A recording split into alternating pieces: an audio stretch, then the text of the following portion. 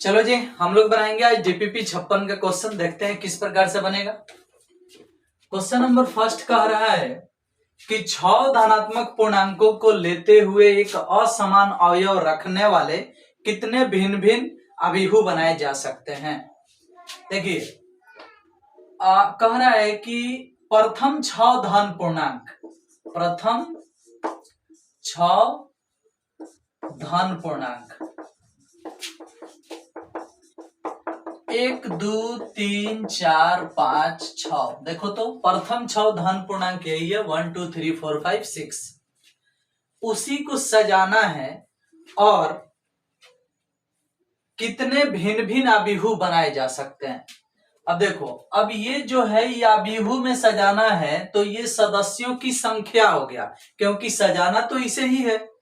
तो ये कई गो हुए भैया? 6 गो है। तो 6 गो सदस्य वाले कितने अभिहु बन सकते हैं? तो भैया देखिए, 6 सदस्य वाले अभिहु की संभव कोटि 2 गुने 3, 3 गुने 2, 6 गुने 1, 1 गुने 6, ये 4 गो है संभव कोटि। यानी 6 गो सदस्य रखने वाले 4 प्रकार की अभिहु बनाए जा सकते हैं।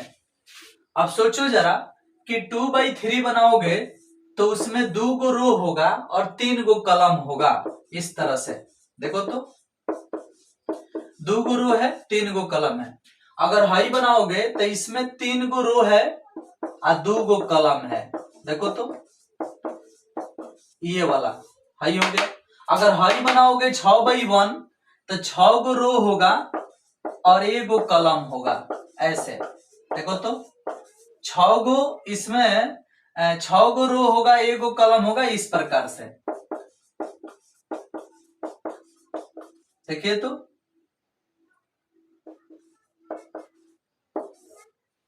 और 1/6 का मतलब हुआ 1 गो, 2 गो, 3 गो, 4 गो, 5 गो, 6 गो। देखो तो, समझाने के लिए इतना बता रहे हैं, वरना हम शॉर्टकट में बता सकते हैं आपको, लेकिन समझ लोगे तो फिर इसके बाद कभी भी आपको इस टाइप के क्वेश्चन में दिक्कत नहीं होगा।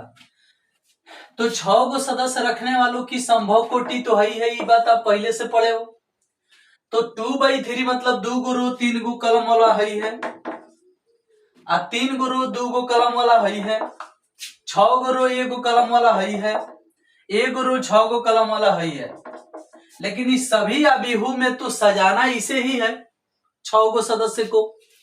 अब उसको सजाना है तो डिब्बा 6 गो है और 6 गो वस्तु भी है, तो 6 गो वस्तु से 6 गो डिब्बा सजाने को कहा जाता है फैक्टोरियल 6। क्या कहा जाता है? फैक्टोरियल 6। क्योंकि फैक्टोरियल 6 का मतलब होता है 6 गुने 5 गुने 4 गुने 3 गुने 2 गुने 1, और आंसर आएगा 720। इसके लिए 720 तरीका से इसको सजाया जा सकता है। कभी एक इसमें पड़ेगा तो एक इसमें पड़ेगा तो एक इसमें पड़ेगा, यानी बदल बदल के आगे पीछे। ठीक है, ये 11th क्लास में आपको पढ़ाया गया होगा कि 6 वस्तु से 6 डिब्बा को भरने का तरीका फैक्टोरियल 6 होता है। ठीक है, तो हाई फैक्टोरियल 6 यानी 720। उसी प्रकार हइयो भर सकते हो 720। उसी प्रकार 6 को डिब्बा हइयो है, इसे भरोगे तो 720, इसे भी भरोगे 720। 720 720 720 720 4 बार आया। अब इसको गुना करोगे इसमें 4 से तो आंसर हो जाएगा 2880, और 2880 गो अभिहु तैयार हो सकता है 6 गो सदस्य को भर करके। ठीक है, तो इस प्रकार से इस प्रश्न का आंसर 2880 होगा। वैसे इतना बनाने की आवश्यकता नहीं है। जब 6 गो सदस्य भिन्न भिन्न है तो 6 गो से 6 गो डिब्बा भरने के लिए फैक्टोरियल 6 तो पहले ही से पता है। और इसका संभव कोटि कई गो है? 1 गो 2 गो 3 गो 4 गो, तो इसमें गुना कर दो 4 से। फैक्टोरियल 6 का मान होता है 720, और 4 से गुना करोगे तो आएगा 2880। और इस प्रकार से इस प्रश्न का आंसर डायरेक्ट भी बनाया जा सकता है। आपको समझाने के लिए हम इस तरह से किए, बाकी आपकी मर्जी, आप क्या करोगे।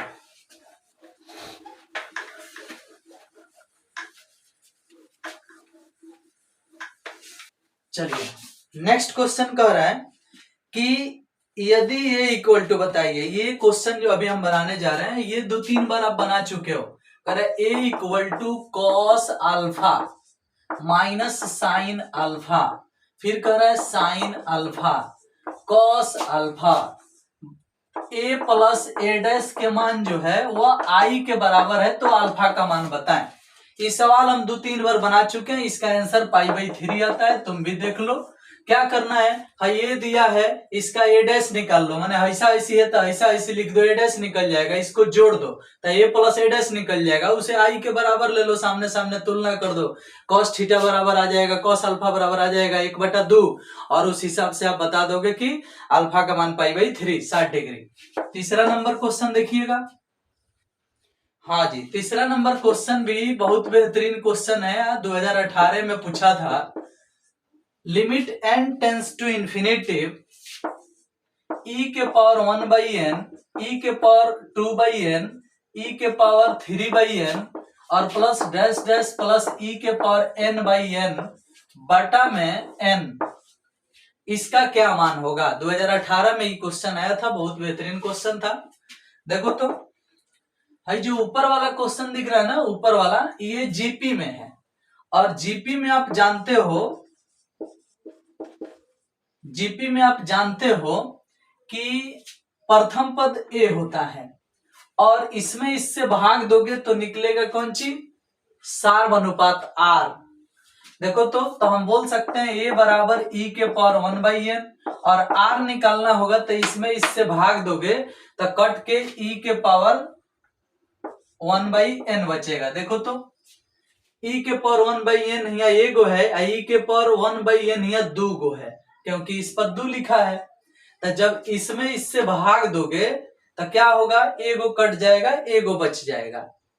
अब इसको हम बनाने चलेंगे भैया, तो ध्यान रखना। देख लो, इसमें इससे भाग देके देख लो, e के पावर 2/n भागा e के पावर 1/n, भाग में पावर घट जाते हैं, तो e के पावर 2/n में से 1/n घट जाएगा, तो e के पावर 1/n आ जाएगा। तुम्हें साफ साफ समझ में आ गया होगा कि इसमें इससे भाग देने से कॉमन रेशियो निकलता है सार्वनुपात जीपी का, तो वो अंदर निकल गया है।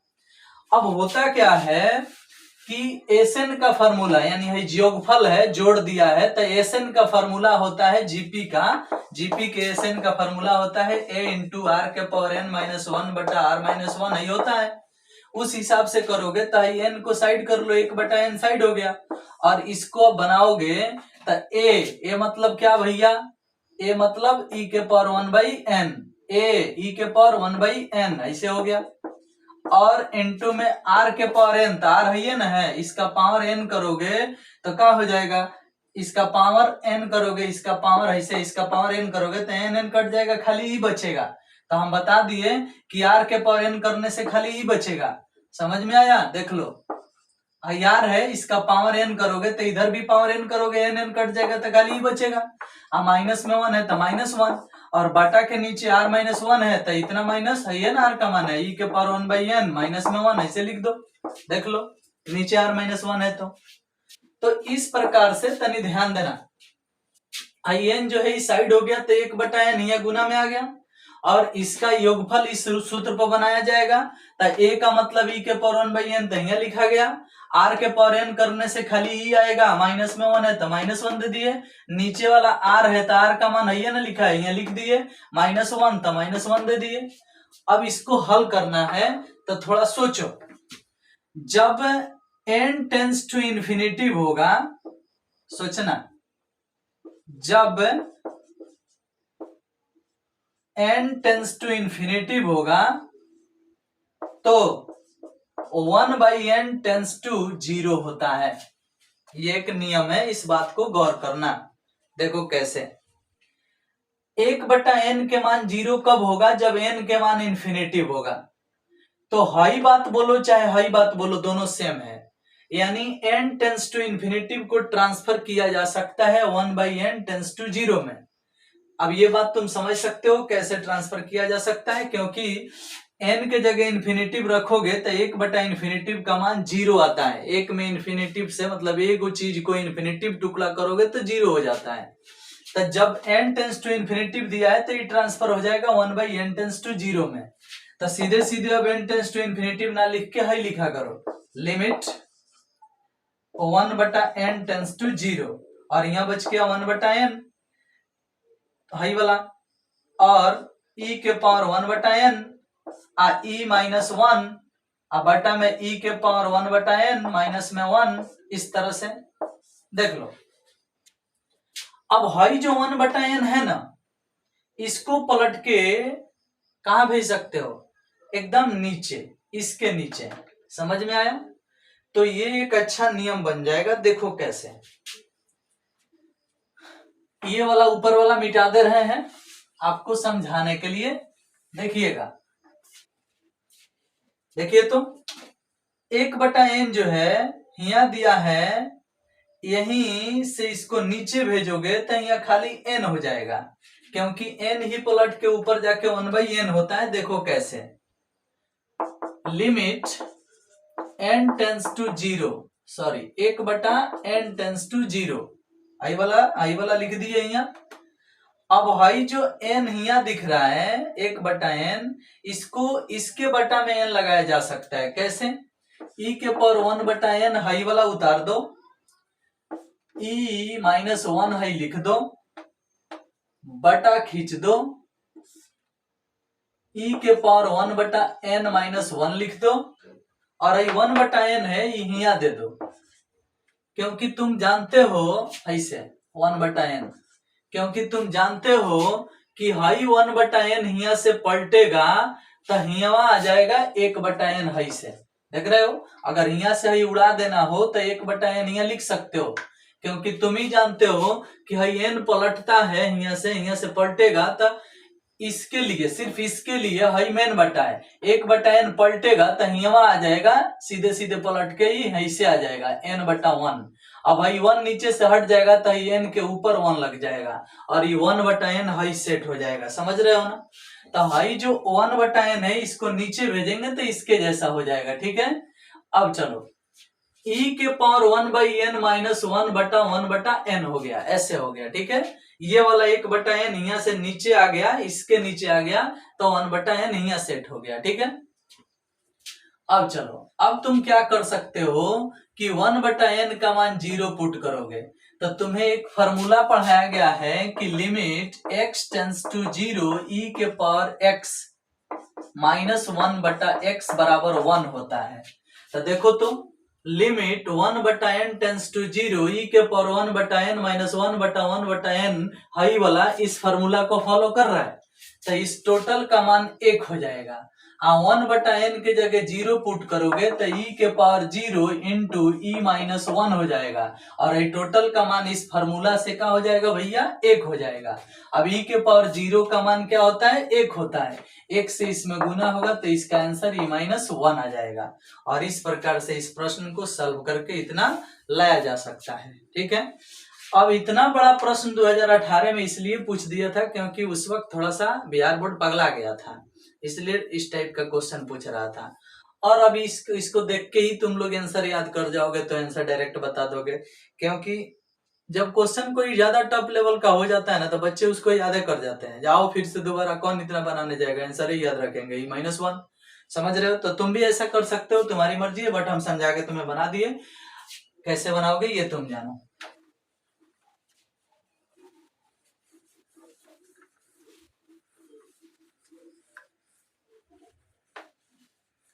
चलो जी, अब हम नेक्स्ट क्वेश्चन देखेंगे।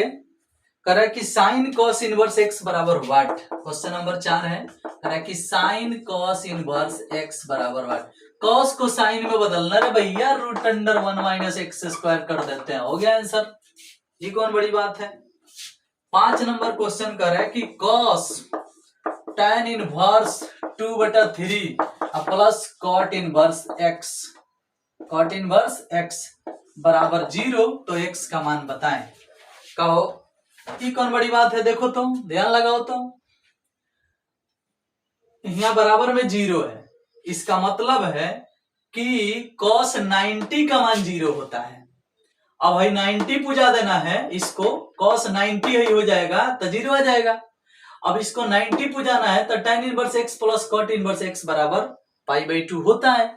बट अगर π/2 होता है तो tan इनवर्स x इसको बोल रहे हो, cot इनवर्स x इसको बोल रहे हो, तो ये दोनों बराबर होगा तभी ना π/2 होगा, क्योंकि फॉर्मूला बोलता है tan inverse x plus cot inverse x, दोनों जगह x बोलता है तब π/2 होता है। तो यहाँ एक जगह 2/3 है, एक जगह x है, तो π/2 कैसे हो सकता है? तभी हो सकता है जब x के जगह पर भी 2/3 हो। तो x के जगह पर भी 2/3 लिखोगे तो x का मान में नहीं निकल गया, यही तो निकालना था। ठीक है, नेक्स्ट क्वेश्चन, क्वेश्चन नंबर 6 देखो, y इक्वल टू लिखा है tan inverse cot x।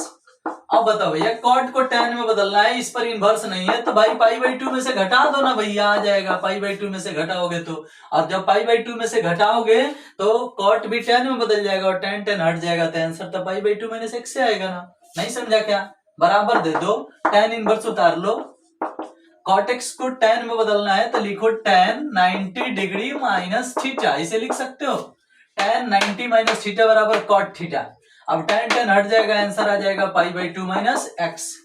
Question number 7 देखिएगा, 7 कह रहा है कि y equal to root under x plus y, 7 number question है और इसका डीसी पूछ रहा है। भैया ये जो सवाल है ना रूट एक्स के खानदान का है और इसका आंसर हम बताए थे x का डीसी 1/2i माइनस 1 डीसी हो गया। अब ये सवाल तुमको देख के पहचानने आना चाहिए, यहाँ भी y और रूट के अंदर x plus y, that means 1/2i minus 1, यहाँ माइनस होता तो 2i प्लस 1।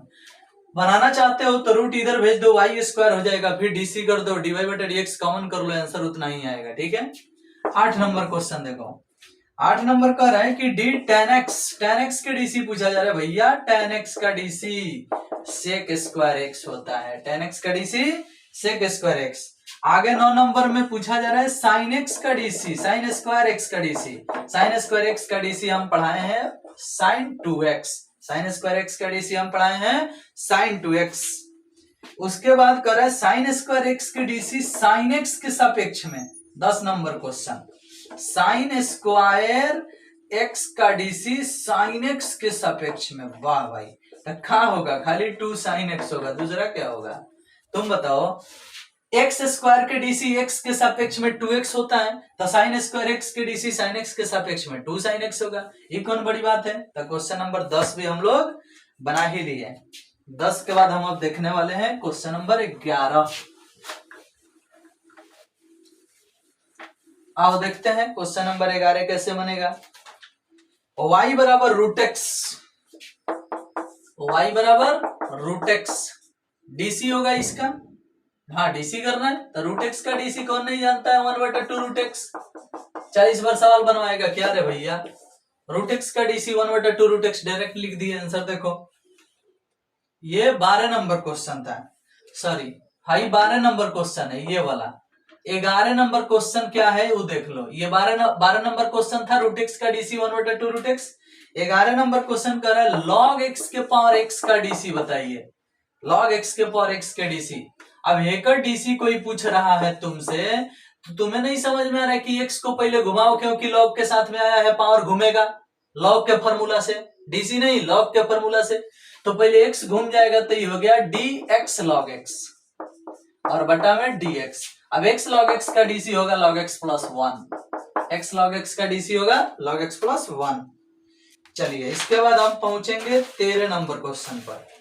13 नंबर क्वेश्चन कह रहा है कि dx³ का मान बताओ, d पूछ लेके भाग गया, x³ प्लस c हो गया। 14 नंबर क्वेश्चन पे आ जाओ, कह रहा है sec square root under tan x dx। बताओ tan x का डीसी sec स्क्वायर होता है और रूट जो है वो गुना में है तो सीधे सीधे होगा 2/3 और tan x के पावर 3/2 ऐसे। आप प्लस में c देख लो इस तरह से, या tan x के होल पावर भी देख सकते हो। चलो तो तुम्हें इतना बात तो समझ में आ गया कि रूट अगर गुना में है, रूट के अंदर वाले का डीसी इधर आ रहा है, तो तुम्हें क्या करना है भैया? तुम्हें सीधे सीधे जो रूट के अंदर है उसको लिख के पावर 3/2 2/3 गुना में, क्योंकि तुम जानते हो कि रूट एक्स का इंटीग्रेशन 2/3 x के पावर 3/2 होता है। तो यहाँ रूट के अंदर वाला जो है उसी के ना पावर 3/2 गुना में 2/3 करोगे, क्योंकि इसका डीसी यहाँ मौजूद है। 15 नंबर क्वेश्चन देखो, 15 नंबर कह रहा है cos x का root under x plus b का बताइए। अभी हम डिस्कस जो यहाँ किए वही चीज यहाँ आ गया। रूट का डीसी हो इंटीग्रेशन होता है 2/3 और रूट के अंदर जो है उसको लिखो और उसके पावर में 3/2 प्लस में सी, फॉर्मूला सिखाया गया है। रूट का इंटीग्रेशन पूछा जाएगा तो 2/3 रूट के अंदर जो है उसको लिखो, पावर में 3/2 प्लस में सी, लेकिन x के गुणांक गुना में नीचे आ जाता है, ठीक है, तो यहाँ 3 हो जाएगा, तब जाके ये आंसर सही होगा। 16 नंबर क्वेश्चन कह रहा है cos x का इंटीग्रेशन बताओ। अब cos x का इंटीग्रेशन पूछोगे तो कोई भी बता देगा कि sin x प्लस सी होगा। cos x का इंटीग्रेशन, डीसी मत समझना, डीसी समझोगे तो माइनस sin x मार दोगे, जबकि हम इंटीग्रेशन पूछ रहे हैं तुमसे। 17 नंबर क्वेश्चन देखना, 17 नंबर में लिखा है cos रूट एक्स बटा रूट एक्स dx। अब बताओ भैया इसमें क्या दिक्कत है, रूट एक्स के डीसी 1/2 रूट एक्स होता है, लेकिन नीचे 2 नहीं है तो 2 गुना में आ जाएगा। और cos का डीसी जो होता है इंटीग्रेशन जो होता है वो साइन होता है, रूट एक्स यहाँ लिख दो, प्लस में सी हो गया answer, 2 sin root x. 18 number question बनाएंगे, थोड़ा सा इसको मिटा देते हैं।